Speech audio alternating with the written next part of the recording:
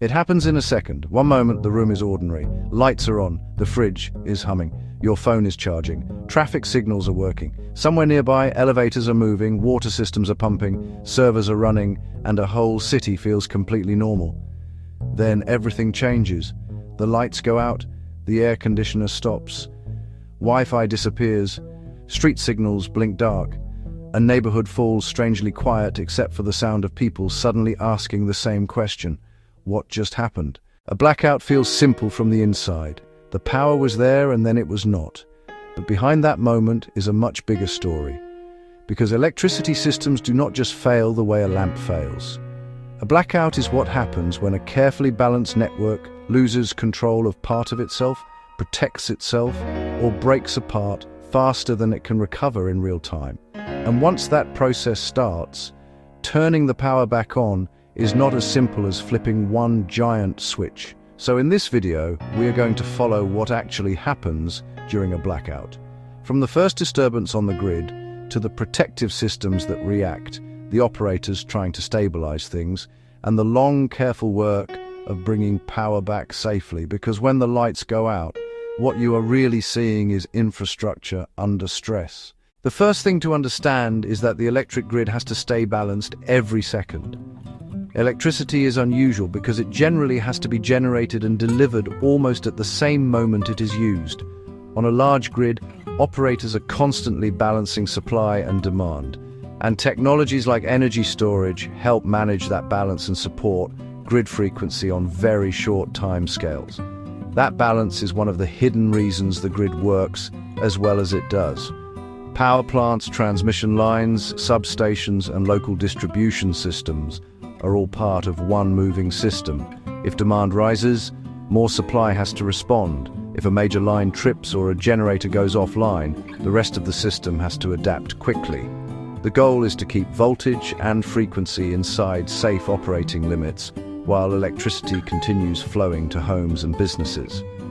NERC's restoration standards explicitly treat voltage and frequency control as central to system recovery and stability. Most of the time, that balancing act happens quietly in the background. You do not notice it when you plug in a charger or turn on a kettle, but the grid notices. It is always absorbing changes, rerouting power, and trying to hold steady. A blackout usually begins when something knocks the system out of its normal pattern. Sometimes that trigger is weather. Hurricanes, wildfires, ice storms, heat waves, flooding, and high winds all put real stress on electrical infrastructure. The Department of Energy says weather-related outages have risen sharply in recent years, and a large majority of major reported outages are tied to weather events. Sometimes the trigger is equipment failure. A line can fault, a transformer can fail, a substation can trip, a tree can fall into the wrong place, a fire can damage equipment, or the system may simply be under too much strain at the wrong moment.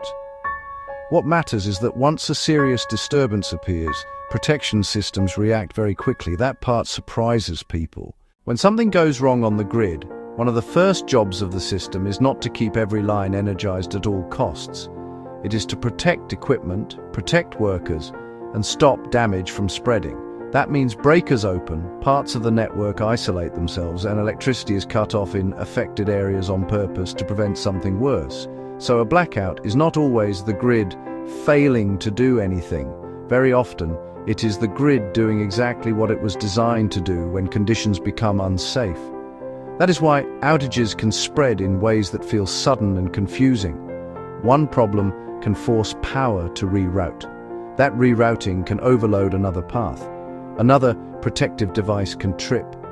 Generation and load can fall out of balance, parts of the grid can separate, and a local problem can become a much larger one if the conditions are bad enough.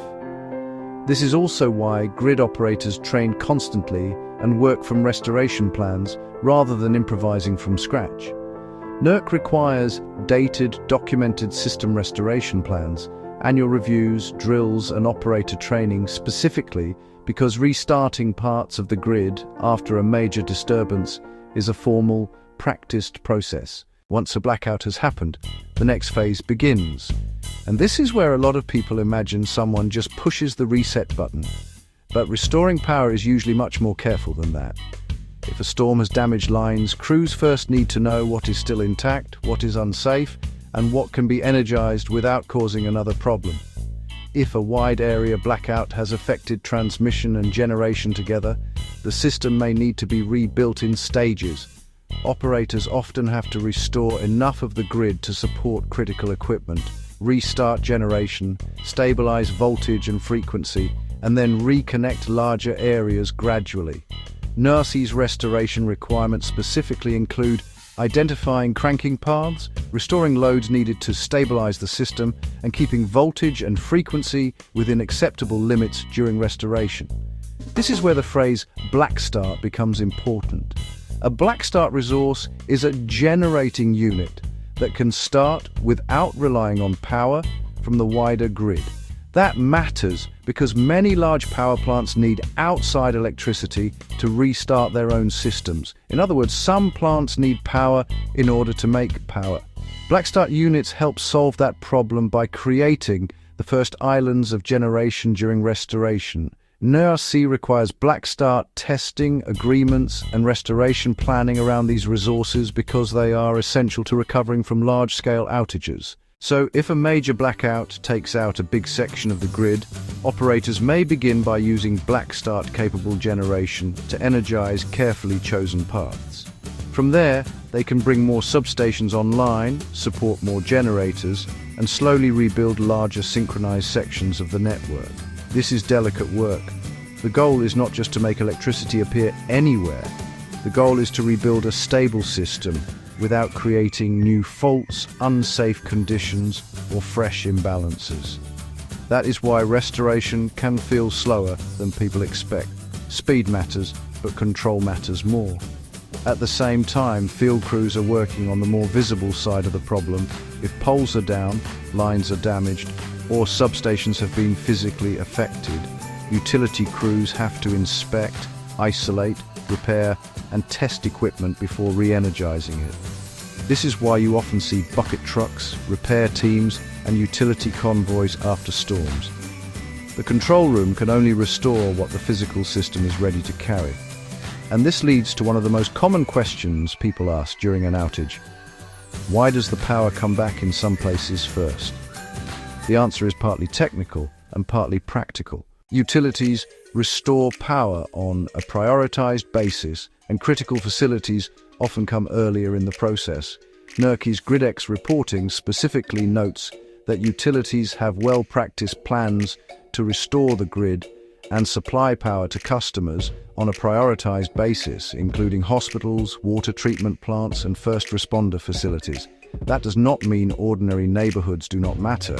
It means some loads are especially important to life, safety, and public health. A hospital, a water system, or emergency communications facility affects many more people than one individual service line, so those restoration priorities are often built into planning. There is also a numbers issue. Sometimes utilities can restore a substation or feeder that brings back service to thousands of customers at once, while another outage affecting fewer people may take longer because it requires more local repair work. So restoration is not always a first-come, first-served process. It is often a strategic process. From the outside, that can feel frustrating. From the system side, it is usually the fastest way to bring back the most critical service safely. What makes blackouts so revealing is that they expose how much of normal life depends on invisible electrical continuity. When the power goes out, it is not just lamps and televisions that stop. Refrigeration, traffic systems, elevators, broadband equipment, heating and cooling, card payments, pumps, signals, and all kinds of background systems begin to fail or fall back to backup power. Ready.gov and DOE both emphasize that longer outages can affect communications, water utilities, transportation, healthcare, and the broader economy. That is why a blackout feels bigger than darkness. It reveals the chain behind daily life. And it reveals something else too. The grid is not fragile because it is poorly designed. It is complex because it is trying to do something extraordinary every second of every day.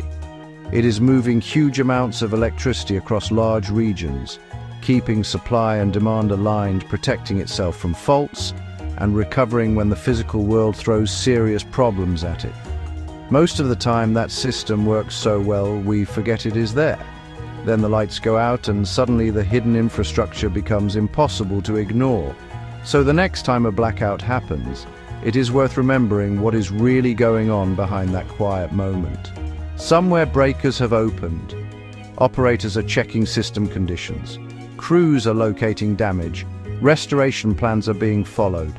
Critical loads are being prioritized. And in the background, the grid is being rebuilt piece by piece until it is stable enough to carry ordinary life again. That is what happens during a blackout. Not just darkness, a system disturbance, a protection response, and a very careful recovery. And like so many hidden infrastructures, the better the system works, the less we think about it until the moment it is suddenly gone. If you enjoyed this video, make sure to like and subscribe to Hidden Infrastructure of the World. Also, comment down below what hidden infrastructure you want to see next. See you in the next video.